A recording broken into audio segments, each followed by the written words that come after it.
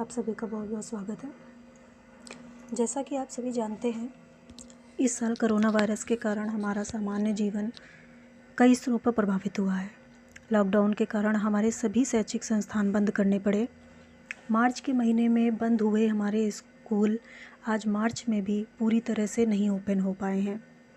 इसका सबसे अधिक प्रभाव हमारे छोटे छोटे बच्चों पे पड़ा है। शहरों में तो लोग व्हाट्सएप ई पाठशाला का लाभ प्राप्त कर पाए हैं, लेकिन सबसे ज़्यादा शैक्षिक स्तर में गिरावट हमारे उस तबके को हुआ है जो ग्रामीण परिवेश में जीवन यापन करता है। उसके पास ना तो मोबाइल फ़ोन और ना ही कुछ वैकल्पिक सुविधा है जिससे वे अपने बच्चों को शिक्षित कर सकें। स्कूल न खुलने से बच्चों के अधिगम स्तर में बहुत ही ज़्यादा गिरावट आई है। इन्हीं अधिगम स्तर को पाने के लिए सही से इस समृद्ध कार्यक्रम की योजना बनी है। तो इसका मुख्य उद्देश्य है कि योजनाबद्ध तरीके से शिक्षण करते हुए सभी बच्चों को न्यूनतम अधिगम स्तर तक ले जाना और आगामी वर्ष के नए अकादमिक सत्र के लिए विद्यार्थियों को बेहतर रूप से तैयार करना।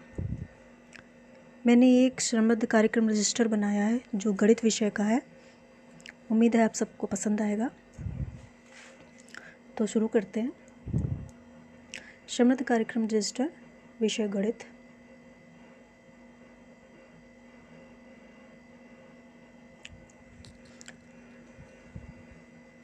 समृद्ध कार्यक्रम के अंतर्गत आगामी 2 माह में कक्षा 1 से 5 तक के गणित विषय के लिए बुनियादी संख्या ज्ञान के लक्ष्य निर्धारित करते हुए लक्ष्य प्राप्ति के लिए कुछ योजनाएं प्रस्तावित की गई हैं। इसकी मदद से एक शिक्षक कोरोना के प्रकोप में भी बाधित हुए बच्चों के गणित के सिखाने के क्रम को पुनः जोड़ सकेंगे। 1 से 5 तक की बुनियादी गणित दक्षताओं को 3 स्तरों में बांटा गया है। स्तर 1, इसमें कक्षा 1 और 2 की बुनियादी दक्षताओं को क्रम से रखा गया है, जिसके अंतर्गत संख्यापूर्ण ज्ञान, गिनती 1 से 50, संख्या पैटर्न 50 तक, समूहीकरण की अवधारणा। स्तर 2, जिसमें कक्षा 3, 4 की बुनियादी दक्षताओं को क्रम में रखा गया है, जिसमें संख्या ज्ञान, संख्या पैटर्न, 100 तक, जोड़ व घटा, अंकों के साथ एक अंकी संख्याओं का गुणा।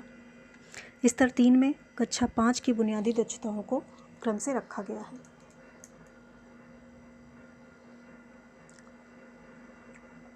लक्षित दक्षताएं और उपदक्षताएं। स्तर 1 की दक्षताएं संख्यापूर्ण ज्ञान, गिनती 1 से 50। संख्यापूर्ण ज्ञान में दूर पास, छोटा बड़ा, ऊपर नीचे, दाएं बाएं, एक एक की संगत, पैटर्न की पहचान, समूह बनाना। गिनती 1 से 50 में वस्तुओं को गिनना 1 से 9, शून्य की अवधारणा, वस्तुओं को गिनना 10 से 20, वस्तुओं को गिनना 21 से 50। संख्या पैटर्न स्किप गिनती, सीधी व उल्टी गिनती, संख्याओं में संबंध, छोटा बड़ा, बराबर और बीच में। समूहीकरण की अवधारणा, स्थानीय मान विस्तारित रूप में लिखना, इकाई व दहाई पहचानना 50 तक की संख्याओं के लिए। स्तर 2 की बुनियादी संख्याएं, जोड़ और घटाना, जिसमें संख्या ज्ञान 1 से 100 तक,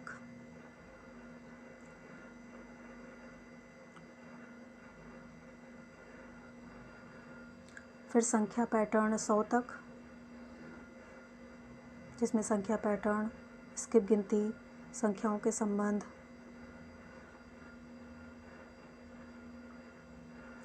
जोड़ व घटाओ 2 अंकों के साथ, जिसमें जोड़ और घटाओ का संबंध, 2 अंकों का जोड़ बिना पूर्व समूहन के, 2 अंकों का जोड़ पुनर्समूहन के साथ, 2 अंकों का घटाओ, 2 अंकों का घटाओ, शून्य के साथ जोड़ व घटाओ, जोड़ व घटा का मानसिक व प्रतीकात्मक निरूपण।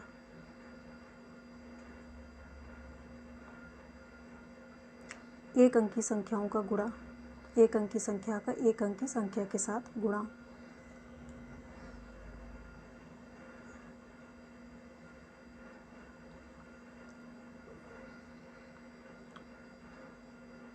फिर इसी तरीके से स्तर 3 के लिए अग्रिम संक्रियाएं, जोड़ घटाव, गुणा और भाग, जिसमें दक्षता है संख्या ज्ञान 1 से 999 तक, इसकी उपदक्षता उसके सामने दी गई हैं। 999 तक की संख्या, स्थानीय मान विस्तारित रूप में लिखना, इकाई दहाई में लिखना।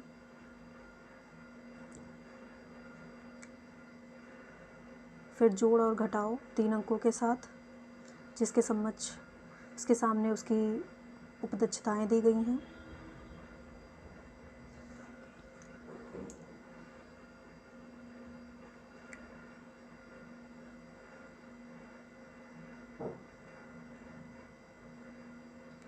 फिर अगली दक्षता है 2 अंकी संख्याओं का गुणा व भाग।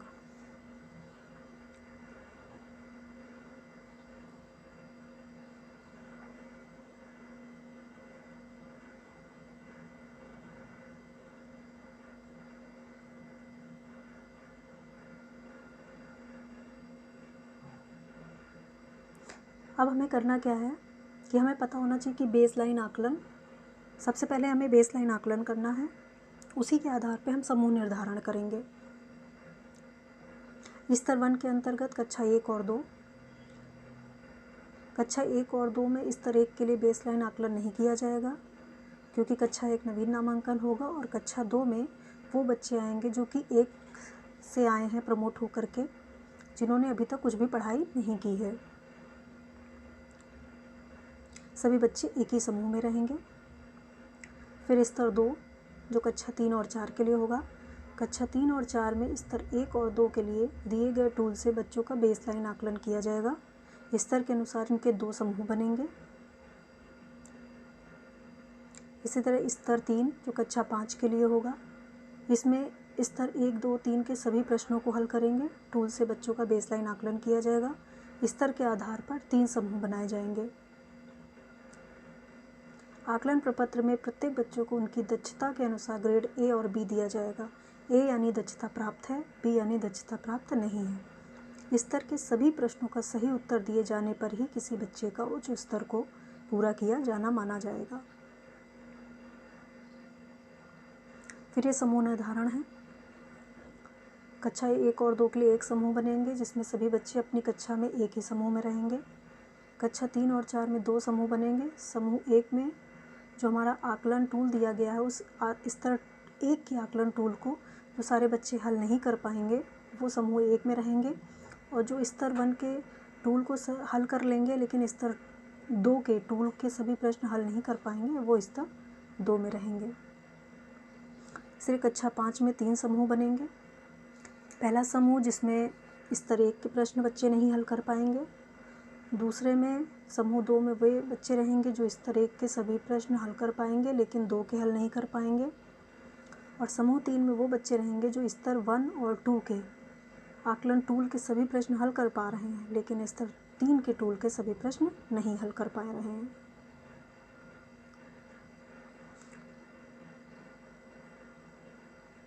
कक्षा संचालन शिक्षक बच्चों को अपनी कक्षा में ही बैठाएगा। कक्षा 3, 4, 5 में बच्चों को उनके स्तर के अनुरूप समूह बनाकर शिक्षण कार्य किया जाएगा।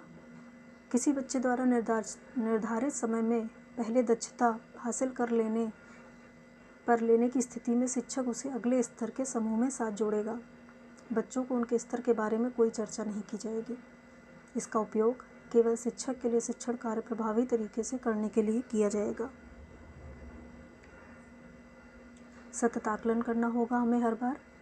प्रत्येक बच्चे की प्रगति को उपदक्षतावार समझना, शिक्षण के दौरान आकलन के बिंदुओं पर योजनाबद्ध तरीके से कार्य करना, बच्चे की प्रगति को सूचना सतत आकलन पत्र में रखना। सतत आकलन के लिए स्तर अनुरूप तरीके: स्तर 1 के लिए मौखिक कार्य पत्रक, स्तर 2 के लिए मौखिक कार्य पत्रक और श्यामपट्ट कार्य, स्तर 3 के लिए मौखिक भी, कार्य पत्रक भी, कक्षा कार्य प्रश्नों को देकर। कक्षा 1, 2, 3, 4, 5 में प्रत्येक बच्चे का दक्षतावार स्तर का आकलन बेसलाइन एंडलाइन टूल द्वारा करना होगा। प्रत्येक बच्चे की जानकारी बेसलाइन एंडलाइन आकलन पत्र में भरी जाएगी। दैनिक शिक्षण योजना: गणित विषय के लिए शिक्षण योजना जो दैनिक है उसमें 2 कालांशों में डिवाइड की गई है। पहला कालांश 40 मिनट का और दूसरा भी 40 मिनट का है, जिसमें पहला कालांश जो होगा वो अवधारणा निर्माण के लिए होगा, दूसरा अभ्यास सत्र होगा। जिसमें 15 मिनट पहले निर्देशित गतिविधि आधारशिला क्रियान्वयन संदर्शिका से दी गई हैं उनके आधार पर किया जाएगा। फिर 15 मिनट गतिविधि की जाएगी जो पोस्टर्स में दिए गए हैं, एनसीईआरटी किट या गणित किट। फिर 5 मिनट गृह कार्य और 5 मिनट आकलन।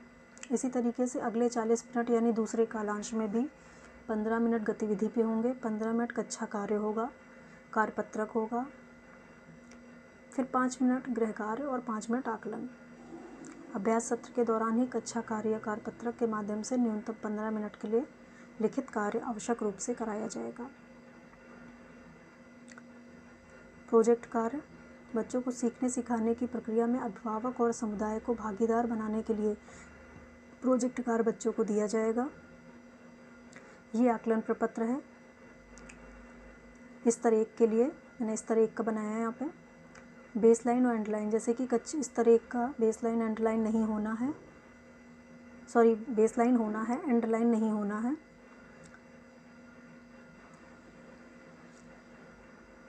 इसमें पहले कॉलम में क्रमांक हो जाएगा, दूसरे में बच्चे के नाम, तीसरे में अगर वो जिस दक्षता को, ये तो भी अंडरलाइन का है।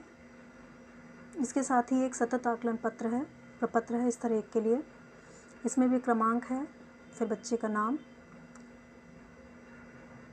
जैसे पहले उसमें दूर पास छोटा बड़ा ये उपदक्षता दी गई है, तो अगर ये बच्चा उपदक्षता प्राप्त कर लेता है तो इसके आगे ए लिख दिया जाएगा, और अगर प्राप्त नहीं कर पाता तो बी। फिर हमें उसको चिन्हित करके उसको उस पर थोड़ा जोर देना है, उसको उस पर शिक्षण कार्य करना है।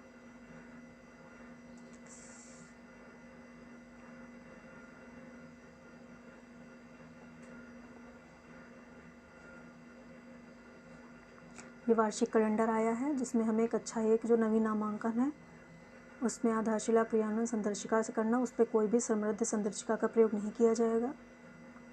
कक्षा 2 और 3 के लिए संबंध संदर्शिका स्तर 1 होगी और कक्षा 4-5 के लिए समृद्ध संदर्शिका स्तर 2। ये कार्यक्रम अप्रैल से जुलाई तक किया जाएगा और अगस्त से मार्च तक हमारी जो आधारशिला क्रियान्वयन संदर्शिका है उसी के आधार पर पाठ्यपुस्तक आधारित शिक्षण किया जाएगा। उम्मीद है आपको मेरा ये वीडियो पसंद आया होगा। धन्यवाद।